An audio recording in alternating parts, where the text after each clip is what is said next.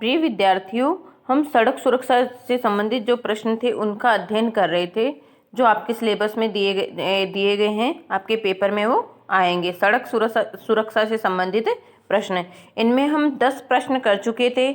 आगे के प्रश्न हम आज करेंगे। प्रश्न नंबर 11 है, सड़क पर चलते समय किन बातों का ध्यान रखना चाहिए। सड़क पर चलते समय हमें किन किन बातों का ध्यान रखना चाहिए। तो हमारा उत्तर हो जाएगा, सड़क पर चलते समय हमें निम्नलिखित बातों का ध्यान रखना चाहिए। सड़क पर हमेशा किस ओर चलना चाहिए? बाईं ओर चलना चाहिए। सड़क पर हमेशा हमें किस ओर चलना चाहिए? बाईं ओर चलना चाहिए। सड़क पार करते समय भूमिगत या पैदल पार पथ का उपयोग करना चाहिए। सड़क पार करते समय हमें भूमिगत या पैदल पार पथ जो होता है, मतलब जेब्रा क्रॉसिंग जहाँ पर बनी हुई होती है, वहाँ से ही हमें क्या करनी चाहिए? सड़क पार करनी चाहिए। उसे कहा जाता है पैदल पार पथ। सड़क पर लगे यातायात के चिन्हों का ध्यान रखना चाहिए। सड़क पर लगे यातायात के चिन्हों पर ध्यान रखना चाहिए। जैसे अगर ग्रीन लाइट हुई है सड़क पर, तो हमें सड़क पार नहीं करनी चाहिए। क्यों? क्योंकि वहाँ से फिर बहुत ही ज़्यादा गति से वाहन जाते हैं, तो हमारे लिए क्या हो सकता है? खतरा हो सकता है। अगर रेड लाइट हो, लाल बत्ती जो हो चुकी हो, तो फिर हमें जेब्रा क्रॉसिंग से आराम से सड़क को पार करना चाहिए। चौराहे पर लगी बत्ती को देखकर ही सड़क पार करनी चाहिए। सड़क पार करते समय किसका उपयोग करना चाहिए? जेब्रा क्रॉसिंग का उपयोग करना चाहिए। पैदल पार पथ या जेब्रा क्रॉसिंग का क्या करना चाहिए? हमें उपयोग करना चाहिए। तो सड़क पार करते समय किन किन बातों का ध्यान रखना चाहिए? हमेशा अगर हम सड़क पर चलते हैं तो कौन सी ओर चलना चाहिए? बाईं ओर चलना चाहिए। पार करते समय हमें जेब्रा क्रॉसिंग का उपयोग करना चाहिए। सड़क पार करते समय यातायात चिन्हों का ध्यान रखना चाहिए। जब चौराहे पर हम सड़क पार कर रहे हैं, तो रेड लाइट होने के बाद ही हमें सड़क को पार करना चाहिए। ठीक है। आगे का प्रश्न हमारा है, सड़क दुर्घटना के प्रमुख क्या क्या कारण हैं। सड़क दुर्घटना के प्रमुख क्या क्या कारण हो सकते हैं, लिखने हैं। तो निम्नलिखित कारण हो सकते हैं। पॉइंट हमारा यहाँ से स्टार्ट होता है, 1 नंबर। ठीक है। लोगों का सड़क के सुरक्षा के प्रति जागरूक नहीं होना। भाई, दुर्घटना के क्या क्या कारण हो सकते हैं कि एक तो लोगों का सड़क सुरक्षा के प्रति जागरूक नहीं होना। वो सड़क सुरक्षा के नियमों का पालन नहीं करते हैं, उनके प्रति जागरूक नहीं होते हैं, इसलिए भी क्या होती हैं? सड़क दुर्घटनाएं होती हैं। वाहन चालकों को सड़क पर लगे यातायात चिन्हों पर ध्यान नहीं देना। वाहन चालक जो हैं वो सड़क पर लगे यातायात चिन्हों पर ध्यान नहीं देते हैं। पैदल चलने वालों द्वारा भूमिगत या पैदल पार पथ का उपयोग नहीं करना। जो पैदल चलने वाले हैं वो भूमिगत या पैदल जो पार पथ है उसका प्रयोग नहीं करते हैं, जिससे भी सड़क दुर्घटना होती है। गाड़ी चलाते समय सतर्क नहीं रहना। रेडियो सुनना, मोबाइल फ़ोन पर बातें करना, अपने साथियों से बातें करना, जो साथ में बैठा हुआ उससे बातें करना, मोबाइल पर बातें करना, रेडियो सुनते रहना, ये चलाते समय सतर्क नहीं रहना, इन कारणों से भी क्या हो सकता है? सड़क दुर्घटना हो सकती है। गाड़ी में सामने और दाएं बाएं लगे शीशों का उपयोग नहीं करना। गाड़ी में सामने लगे हुए शीशे और दाएं बाएं जो शीशे लगे हुए हैं उनका अगर हम उपयोग नहीं करते हैं, हम ओवरटेक करते हैं, पीछे से नहीं देखते हैं शीशों के माध्यम से कि पीछे से गाड़ी आ रही है या नहीं आ रही है, तो उससे भी क्या हो सकती हैं? सड़क दुर्घटनाएं हो सकती हैं। वयस्क होने से पहले ही गाड़ी चलाना, मतलब गाड़ी चलाने योग्य होने से पहले ही क्या करने लग जाना? गाड़ी चलाना। गाड़ी को तेज गति से चलाना। गाड़ी की समयानुसार देखभाल नहीं करने से भी सड़क दुर्घटनाएं हो सकती हैं, या फिर लापरवाही से गाड़ी चलाना। इन सभी कारणों से क्या हो सकती हैं? सड़क दुर्घटना हो सकती हैं। वापस एक बार देख लेना। लोगों का सड़क सुरक्षा के प्रति जागरूक नहीं होना। लोगों का सड़क सुरक्षा के प्रति जागरूक नहीं होना। वाहन चालकों को सड़क पर लगे यातायात के चिन्हों पर ध्यान नहीं देना। पैदल चलने वाले द्वारा भूमिगत या पैदल पार पथ का उपयोग नहीं करना। गाड़ी चलाते समय सतर्क नहीं रहना। रेडियो सुनना, मोबाइल फ़ोन पर बात करना या अपने साथियों से बातें करना। गाड़ी में सामने और दाएं बाएं लगे शीशों का उपयोग नहीं करने से भी क्या हो सकती हैं? दुर्घटनाएं हो सकती हैं। वयस्क होने से पहले गाड़ी चलाना। गाड़ी को तेज गति से चलाना।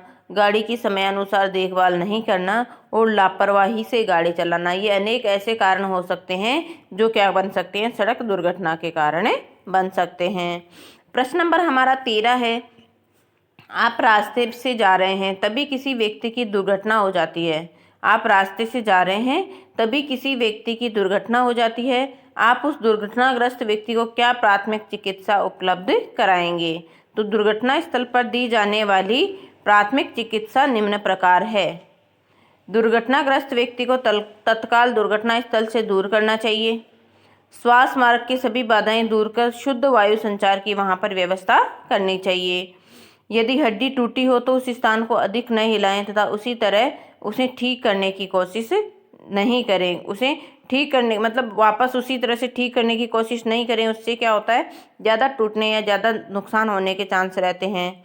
यदि रक्तस्राव हो रहा है तो सबसे पहले उसे रोकने का क्या करें, प्रबंध करें।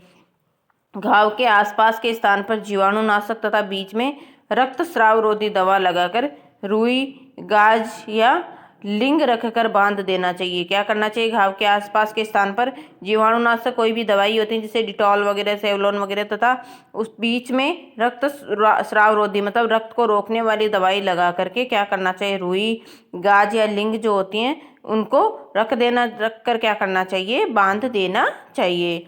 जहाँ तक हो सके घायल के शरीर पर कसे कपड़े ढीले कर देवें और उतारने की कोशिश नहीं करें। कपड़े उतारने की कोशिश नहीं करें, बल्कि जो कसे हुए कपड़े हैं उनको सिर्फ क्या कर दें, ढीले कर दें। इस तरह से हम उन्हें क्या कर सकते हैं, प्राथमिक चिकित्सा दे सकते हैं। हमें एम्बुलेंस को सूचित करना चाहिए, मतलब जितना जल्दी हो सके एम्बुलेंस को भी बुलाना चाहिए। ये भी हम इसमें पॉइंट जोड़ सकते हैं।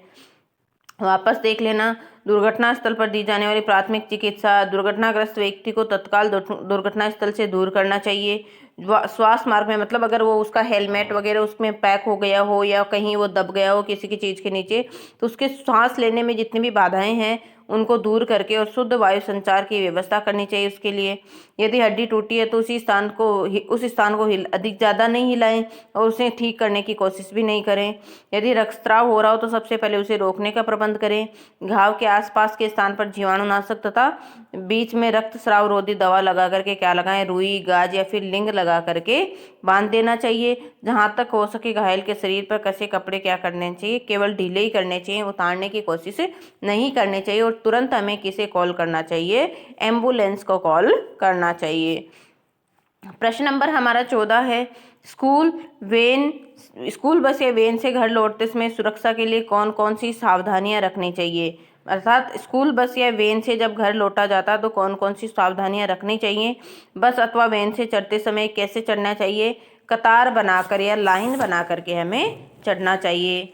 छोटे बच्चों को पहले चढ़ने का मौका देना चाहिए, धक्का मुक्की नहीं करनी चाहिए। आप लोग कैसे चढ़ते हो कि पहले मुझे चढ़ना है, पहले मुझे चढ़ना है, उससे क्या हो सकती है, छोटे बच्चों को चोट लग सकती है। तो क्या करना चाहिए, हमें पहले छोटे बच्चों को चढ़ने का मौका देना चाहिए, उनके साथ में धक्का मुक्की नहीं करनी चाहिए। रास्ते में बच्चों को बस या वैन से सिर या हाथ बाहर नहीं निकालना चाहिए। बस में जाते समय बच्चों को बस से या वैन से सिर को अपने या हाथों को बाहर नहीं निकालना चाहिए। हमेशा विद्यार्थी को बस वैन के पूरी तरह से रुकने के बाद ही उतरना चाहिए। छोटे बच्चों को बस वैन या सहायक द्वारा चढ़ने उतरने में सहायता करनी चाहिए। बस में मतलब कोई भी सहायक रहता है तो वही छोटे बच्चों को चढ़ाए और उतारे, उसको उनकी चढ़ने और उतरने में क्या करनी चाहिए, सहायता करनी चाहिए। यदि छोटे बच्चों के माता पिता उनको लेने स्टॉप पर नहीं आए हैं तो बस उसे सहायक को उन्हें घर तक छोड़ना चाहिए। बस सहायक को क्या करना चाहिए, उन बच्चों को घर तक छोड़कर आना चाहिए। स्टैंड पर ऐसे ही उतार के नहीं छोड़ना चाहिए अगर बच्चे ज़्यादा छोटे हैं तो।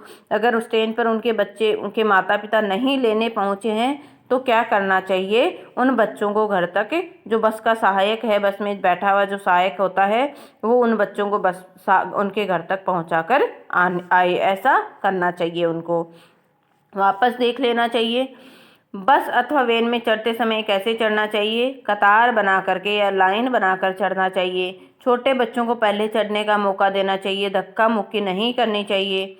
रास्ते में बच्चों को बस या वैन के बाहर सिर या हाथ नहीं निकालना चाहिए। हमेशा विद्यार्थी को बस या वैन के पूरी तरह रुकने के बाद ही उतरना चाहिए।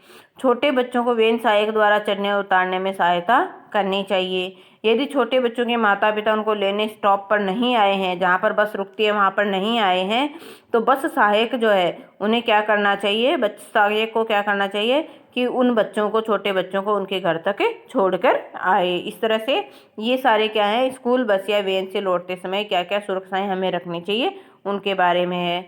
अगला हमारा प्रश्न है प्रश्न नंबर 15, सड़क सुरक्षा से संबंधित आपके क्या कर्तव्य हो सकते हैं। सड़क सुरक्षा से संबंधित आपके क्या क्या कर्तव्य हो सकते हैं, कोई 4 कर्तव्य लिखो। ठीक है, तो सड़क सुरक्षा से संबंधित हमारे निम्न कर्तव्य हो सकते हैं। सड़क पर दुर्घटना होने पर दुर्घटना स्थल से बचकर निकलने की जगह घायलों की क्या करनी चाहिए, हमें सहायता करनी चाहिए। सड़क पर दुर्घटना होने पर दुर्घटना स्थल से बचकर निकलने की जगह हमें क्या करना चाहिए, वहां पर घायलों की सहायता करनी चाहिए। लोगों को गलत जगह पर गाड़ी पार्क करना, शराब पीकर गाड़ी चलाना, गाड़ी चलाते समय मोबाइल पर बातें करना आदि दुष्परिणामों से क्या कराना चाहिए, हमें अवगत कराना चाहिए। इनसे क्या हो सकती है, सड़क दुर्घटना हो सकती है, इसलिए उन लोगों को हमें जागरूक करना चाहिए। सड़क पर क्रोध का प्रदर्शन तथा लोगों के साथ दुर्व्यवहार नहीं करना चाहिए, ये हमारा कर्तव्य है। ऐसी स्थिति में अपने ऊपर तथा परिवार के सदस्यों पर नियंत्रण करना। अगर कोई आपके साथ में दुर्व्यवहार करता है तो ऐसी स्थिति में आप अपने ऊपर और अपने परिवार के सदस्यों पर नियंत्रण रखें। जब तक गाड़ी चलाने का लाइसेंस नहीं मिले गाड़ी नहीं चलानी चाहिए। तो सड़क पर चलते समय सड़क सुरक्षा से संबंधित हमारे क्या क्या कर्तव्य हैं। एक तो सड़क पर दुर्घटना होने पर हमें क्या करना चाहिए, दुर्घटना स्थल से बच करके नहीं निकलना चाहिए, बल्कि क्या करना चाहिए, वहां पर जो भी घायल हैं उनकी हमें क्या करनी चाहिए, सहायता करनी चाहिए। लोगों को गलत जगह गाड़ी पार्क करना, मतलब हमें क्या करना चाहिए, हमारा क्या कर्तव्य बनता है कि हम लोगों को इसके प्रति जागरूक करें कि गलत जगह पर गाड़ी पार्क नहीं करनी चाहिए। शराब पीकर गाड़ी चलाना, गाड़ी चलाते समय मोबाइल पर बातें करना आदि जो भी घटनाएं उनके अगर दुष्परिणाम क्या क्या हो सकते हैं उनके बारे में हमें लोगों को क्या करना चाहिए, जागरूक करना चाहिए, लोगों को अवगत कराना चाहिए इनके बारे में, जिससे क्या हो सके, दुर्घटनाएं कम हो सकें। ये हमारा क्या है, कर्तव्य है। सड़क पर क्रोध का प्रदर्शन तथा लोगों के साथ दुर्व्यवहार नहीं करना चाहिए। अगर ऐसी स्थिति बनती भी है तो ऐसी स्थिति में अपने ऊपर और अपने परिवार के सदस्यों पर क्या रखना चाहिए, हमें नियंत्रण रखना चाहिए। और जब तक गाड़ी चलाने का लाइसेंस नहीं मिले हमें गाड़ी नहीं चलानी चाहिए। ये सारे हमारे क्या हैं, सड़क सुरक्षा से संबंधित हमारे कर्तव्य हैं। 5 क्वेश्चन बड़े बड़े हैं, लेकिन आपको अपनी नोटबुक में उतारने हैं और इनको याद करने हैं। जैसे ही ये प्रश्न होते हैं मैं आपका टेस्ट लेऊंगी। जैसे ही ये प्रश्न कंप्लीट होते हैं मैं आपका टेस्ट लेऊंगी। इससे संबंधित 20 या 20 क्वेश्चन मैं आपको करवाऊंगी और ये 20 क्वेश्चन कंप्लीट होते ही मैं आपका क्या लेऊंगी, टेस्ट लेऊंगी। इसलिए आप इनको लिख कर रखें और इनको याद भी करें। धन्यवाद।